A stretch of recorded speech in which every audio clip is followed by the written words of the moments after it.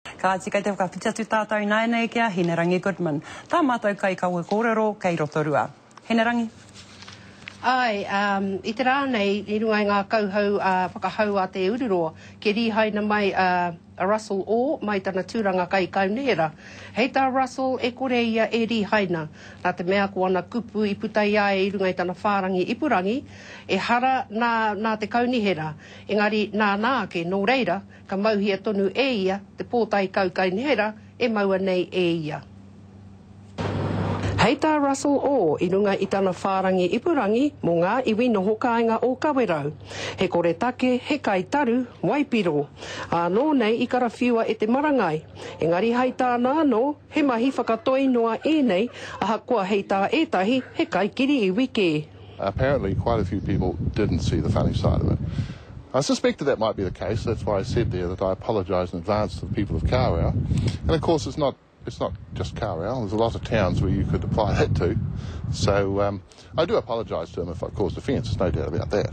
But I also say to Mr Flavel, lighten up. Hei tā te mema mo te Wairiki a te ururoa Flavel. He kōrero whakahāhangi ke I te iwi Māori, e kore ana e tika.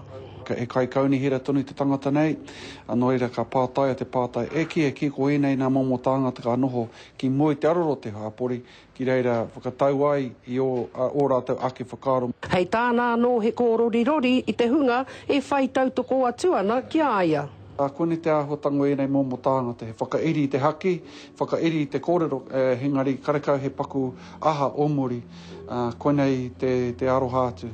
He waia mai mātou ki te koro matua o te kaunihera o whakatāne a Colin Holmes.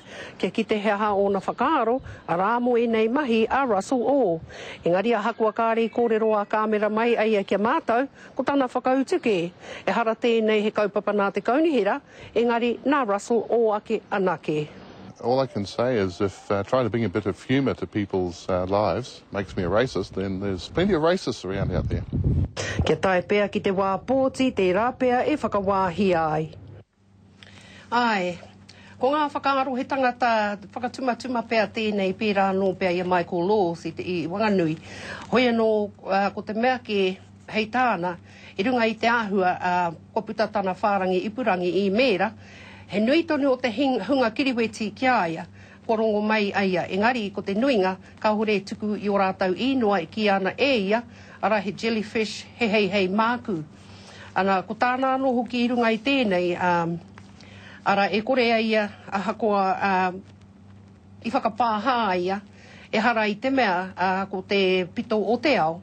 Engari, te rāpea, nāna tēnei mahi pōhi ki runga ki te I mera, nāna anō pēa e mau.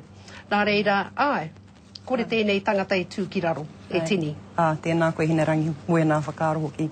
Kāti, kei te pirangi mātou ki te mōhio he pehana I o koutou whakaaro e pāna ki te take nei. Tuhia mai he kōrero kia mātou I TVNZ, Ira Kau, Ira NZ, Haimua, te karere.